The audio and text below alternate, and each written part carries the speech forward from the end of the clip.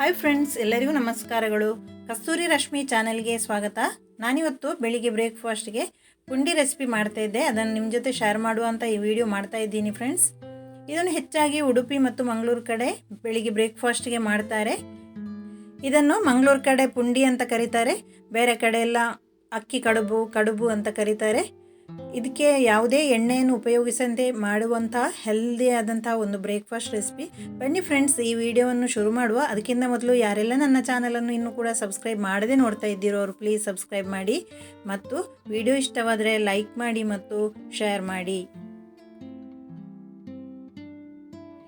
ಇಲ್ಲಿ ನಾನು 1.5 ಲೋಟದಷ್ಟು ರೇಷನ್ ಅಕ್ಕಿಯನ್ನು ತಗೊಂಡಿದ್ದೇನೆ. ಅದನ್ನು ನೀರಿನಲ್ಲಿ ಚೆನ್ನಾಗಿ ನೆನೆಯಲಿಕ್ಕೆ ಇಟ್ಟಿದ್ದೇನೆ. ಅದೀಗ ನೆಂದಿದೆ.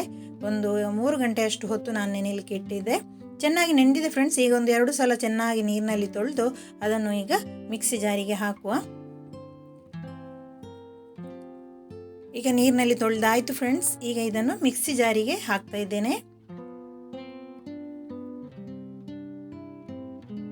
ಈಗ ಮಿಕ್ಸಿ ಜಾರಿಗೆ ಅಕ್ಕಿಯನ್ನು ಹಾಕಿ ಆಯಿತು. ಇಲ್ಲಿ ನಾನು ಅರ್ಧ ಗಡಿಯಷ್ಟು ತೆಂಗಿನಕಾಯಿಯನ್ನು ತಗೊಂಡಿದ್ದೇನೆ. ಅದನ್ನೀಗ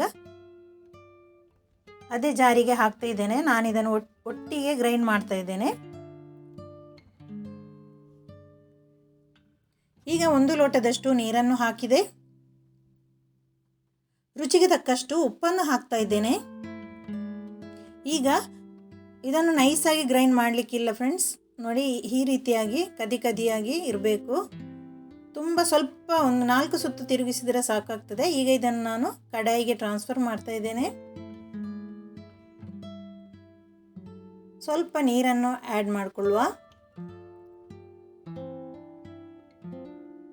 ಸ್ವಲ್ಪ ತೆಳು ಮಾಡಿಕೊಂಡು ಈ ರೀತಿಯಾಗಿ ನಾವು ಮಿಕ್ಸ್ ಮಾಡಿಕೊಳ್ಬೇಕು. ಈಗ ಕನ್ಸಿಸ್ಟೆನ್ಸಿ ಸರಿಯಾಗಿದೆ. ಈಗ ನಾನು ಇದನ್ನು ಗ್ಯಾಸ್ ಸ್ಟವಲ್ಲಿ ಇಟ್ಟು ಬೇಯಲಿಕ್ಕೆ ಇಡ್ತಾ ಇದ್ದೇನೆ. ನಮ್ಮ ಹಿಟ್ಟು ನೋಡಿ ಬೇಯ್ತಾ ಉಂಟು. ನೀರೆಲ್ಲ ಕಮ್ಮಿ ಆಗಿದೆ. ಈಗ ಇನ್ನೂ ಸಹ ನೀರು ಕಮ್ಮಿ ಆಗಬೇಕು ನೋಡಿ. ಈಗ ಮಿಕ್ಸ್ ಮಾಡ್ತಾ ಇದ್ದೇನೆ. ಈಗ ಸಾಕು ಫ್ರೆಂಡ್ಸ್, ನಮ್ಮ ಪುಂಡಿಗೆ ಹಿಟ್ಟು ರೆಡಿಯಾಗಿದೆ.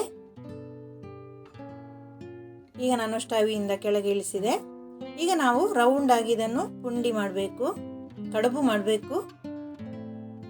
ನೋಡಿ, ಈ ರೀತಿಯಾಗಿ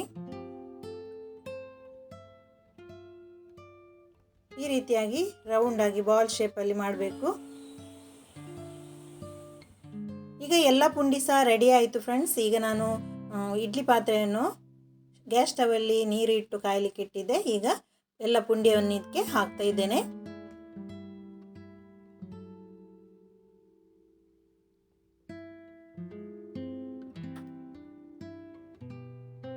ಅಕ್ಕಿ ಹಿಟ್ಟಲ್ಲಿ ಸಹ ಇನ್ಸ್ಟಂಟ್ ಆಗಿ ಸಹ ಪುಂಡಿಯನ್ನು ಮಾಡ್ಬೋದು.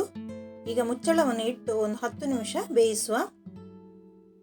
ಇಲ್ಲಿ ಪುಂಡಿ ಬೇಯಲಿ, ನಾವೀಗ ಚಟ್ನಿಗೆ ರೆಡಿ ಮಾಡುವ. ಇಲ್ಲಿ ನಾನು ಒಂದು ಕೆಂಪು ಮೆಣಸನ್ನು ಗ್ಯಾಸ್ ಸ್ಟವಲ್ಲಿ ಇಟ್ಟು ನೋಡಿ ಕಾಯಿಸ್ತಾ ಇದ್ದೇನೆ. ಈ ರೀತಿಯಾಗಿ ಮಾಡಿದ್ರೆ ಚಟ್ನಿ ತುಂಬಾ ಟೇಸ್ಟಿ ಆಗುತ್ತೆ.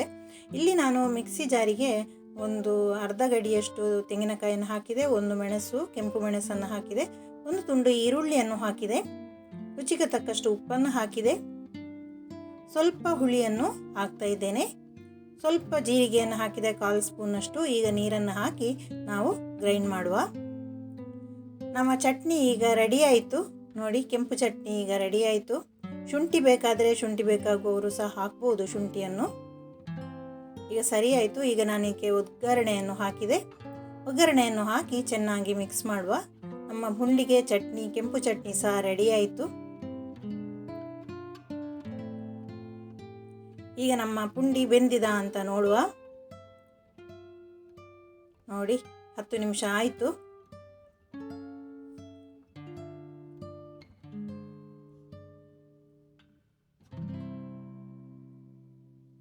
ಪುಂಡಿ ಈಗ ರೆಡಿಯಾಗಿದೆ ಫ್ರೆಂಡ್ಸ್. ಈಗ ಇದನ್ನು ನಾನು ಸರ್ವ್ ಮಾಡ್ತಾ ಇದ್ದೇನೆ. ತುಂಬಾ ಟೇಸ್ಟಿಯಾಗಿ ಹೆಲ್ದಿಯಾಗಿ ಇರುವಂಥ ಬ್ರೇಕ್ಫಾಸ್ಟ್ ರೆಸಿಪಿ ಇದು. ಮಂಗಳೂರಲ್ಲಿ ತುಂಬಾ ಫೇಮಸ್ ಆಗಿರುವಂಥ ರೆಸಿಪಿ. ಪುಂಡಿಗೆ ಚಟ್ನಿ ಇಲ್ಲ ಸಾಂಬಾರು, ಕೋಳಿ ಸಾರು, ಮೀನು ಸಾರು ಯಾವುದರ ಜೊತೆಗೆ ಸಹ ತಿನ್ಬೋದು ಈ ಪುಂಡಿಯನ್ನು. ಕೆಲವರು ಒಗ್ಗರಣೆ ಪುಂಡಿಯನ್ನು ಸಹ ಮಾಡ್ತಾರೆ. ಅದು ಸಹ ತುಂಬಾ ಟೇಸ್ಟಿಯಾಗುತ್ತೆ. ಇದು ಯಾವುದೇ ಆಯಿಲನ್ನು ಸಹ ಹಾಕದೆ ನಾವು ಮಾಡುವಂಥ ಬ್ರೇಕ್ಫಾಸ್ಟ್ ರೆಸಿಪಿ, ಹಾಗೆ ಹೆಲ್ತ್ಗೆ ಸಹ ತುಂಬಾ ಒಳ್ಳೆಯದು. ನಮ್ಮ ಪುಂಡಿ ಮತ್ತು ಕೆಂಪು ಚಟ್ನಿ ಈಗ ರೆಡಿ ಆಯಿತು ಫ್ರೆಂಡ್ಸ್. ತುಂಬಾ ಹೆಲ್ದಿಯಾದ ರೆಸಿಪಿ ರೆಡಿ ಆಯಿತು. ಈಗ ನಾವು ಇದನ್ನು ಸರ್ವ್ ಮಾಡುವ. ಫ್ರೆಂಡ್ಸ್, ಇವತ್ತು ನಾನು ಮಾಡಿದಂಥ ಈ ಹೆಲ್ದಿ ರೆಸಿಪಿ ನಿಮಗೆ ಇಷ್ಟವಾದರೆ ಪ್ಲೀಸ್ ಲೈಕ್ ಮಾಡಿ ಮತ್ತು ಫ್ಯಾಮಿಲಿ ಫ್ರೆಂಡ್ಸ್ ಜೊತೆ ನನ್ನ ಈ ವಿಡಿಯೋವನ್ನು ಶೇರ್ ಮಾಡಿ ಮತ್ತು ಚಾನಲ್ಗೆ ಸಬ್ಸ್ಕ್ರೈಬ್ ಮಾಡಿ. Thank you for watching. ಮುಂದಿನ ವಿಡಿಯೋದಲ್ಲಿ ಮತ್ತೆ ಸಿಗೋಣ. ಅಲ್ಲಿಯವರೆಗೂ ಧನ್ಯವಾದಗಳು.